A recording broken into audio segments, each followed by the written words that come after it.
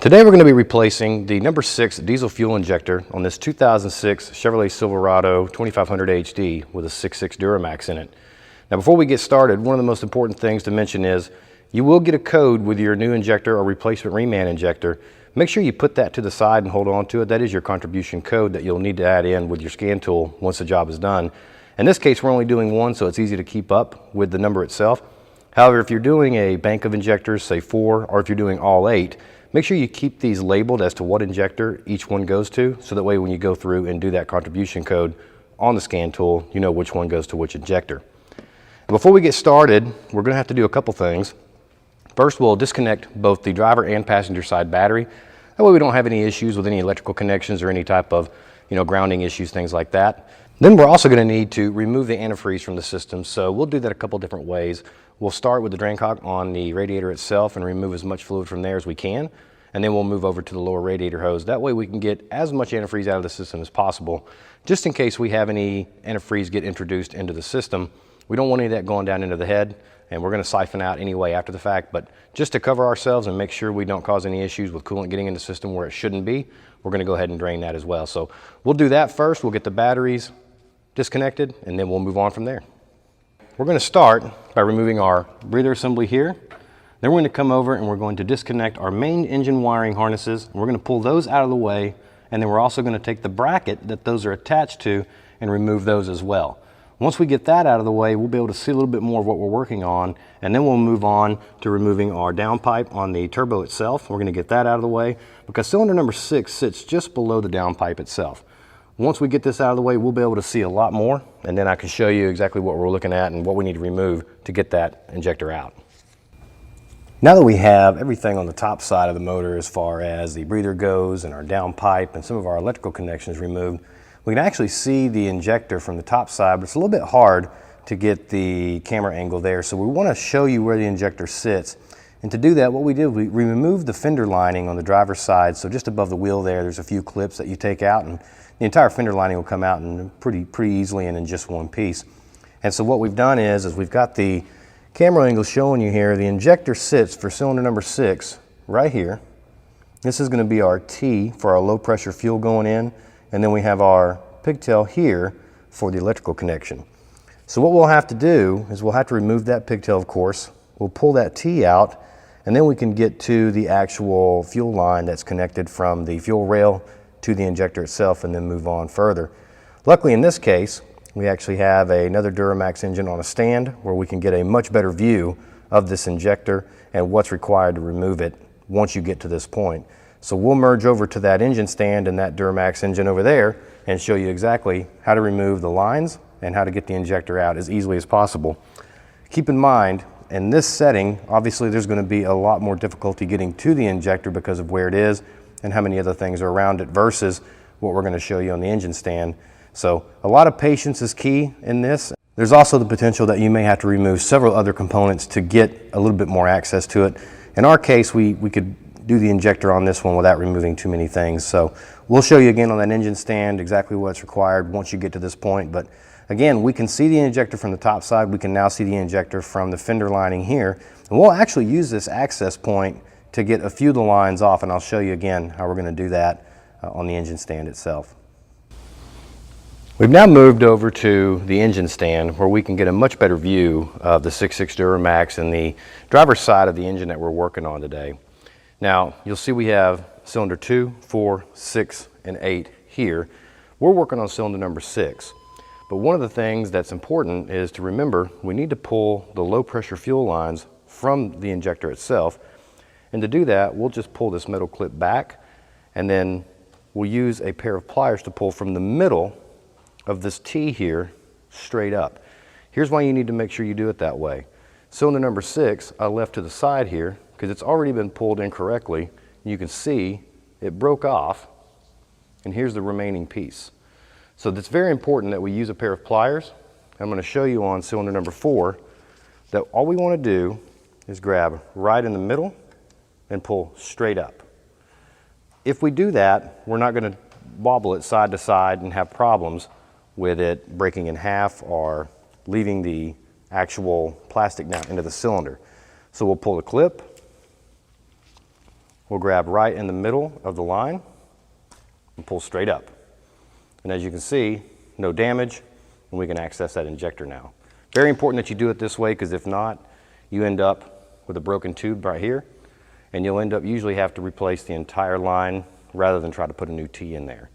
So just make sure you do that, and be careful about that one piece right there before you go and do anything else. Make sure we pull that out correctly and don't cause any damage to it. Now, before we can actually pull the injector, there's a couple more things that we need to do. The first thing being, obviously, we need to pull the pigtail off. Get that out to the side.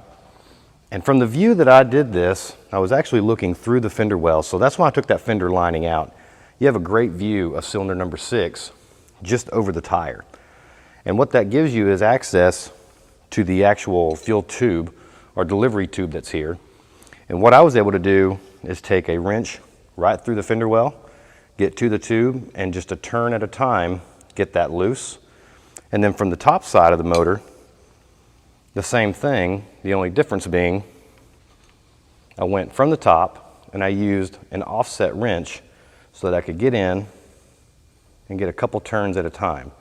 And it's tight, but it is doable this way without removing just about everything around it. Now again, this is for cylinder number 6. Every cylinder is going to be a little bit different, but once you have those loose,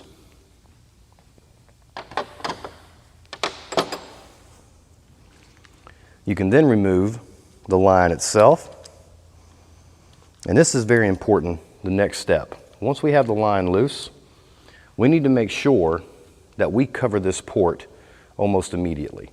This port is where the fuel is going to come into the rail, and if any debris gets in there, it can cause damage to the injector. It can actually cause damage to the entire fuel system. So we'll want to have something readily available to cover this port just as soon as we pull that line off, so that way when we continue the work on the injector, nothing falls down in there. It's also a good practice, before you even get to this point, take shop air or some type of compressed air and just blow the air all around this area to get as much debris that's maybe settled around on top of the head itself or around the rail, the fuel rail itself. Get that out of the way. That way when you do pull that line, you don't have the chance of getting debris in there. Now, once we have the fuel line itself off, and again, I'm going through the fender well through doing this, I can actually reach the bolt for the injector itself. That's the hold down bolt. And I've already loosened this one up, so you can see, once I get that loose, I can actually pull the bolt. And really the only step left to do at this point, once we have the bolt out, we have the pigtail removed, and we have the fuel line off, you can see just below the bolt, I'm going to move this out of the way a little bit for you.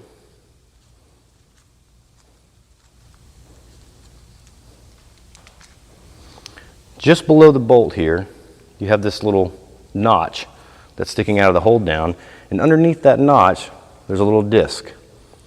Take a flathead screwdriver, get underneath that disc and underneath that hold down.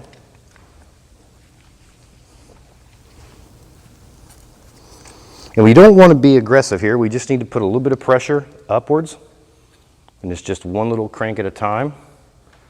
And once we've got it free, we can then pull that injector, holding on to the hold down.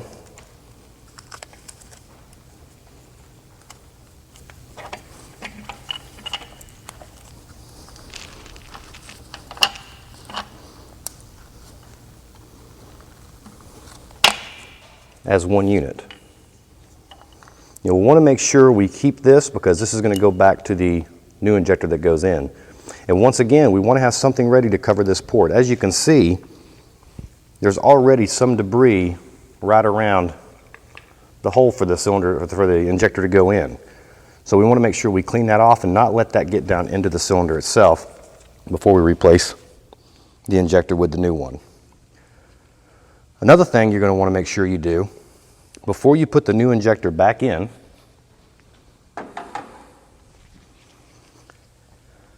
just in case any debris or any fluids did fall down into the cylinder, we're going to take a siphon pump or some type of suction tool and push it down into the cylinder through the hole where the nozzle of the injector would normally go, and we're going to suction out or siphon out any fluid or any debris that possibly got down in there. We want to do that because once we put the new injector in, we don't want to have any debris or any foreign objects down there that could cause problems with the new injector once we get it in. Now that you've seen from the engine that's on the stand the easier way to get access to that number 6 cylinder injector, I've gone back to the truck and pulled the original out, and as you can see, it was definitely in need of replacement. We have that out, we have the new one in, and just remember the installation procedure for the new one is just the reverse of what we did on the old unit pulling it out. And it will be the same struggles that you would have had pulling the old unit out because there are some restrictions as far as room goes. But again, it is very doable without removing everything around it. And keep in mind, this is just on cylinder number 6. So you may find that cylinder number 8 or cylinder number 3 on the other side or 7 is a lot more difficult. There might be more things to remove. And that is very true on this vehicle because depending on the cylinder itself, there are different things around it in the way. The lines, the actual feed tubes for the fuel are a little bit different on each cylinder. So there are going to be different struggles per cylinder. We just showed you cylinder number 6 here today. So just keep that in mind. The procedure may be a little bit different for each cylinder.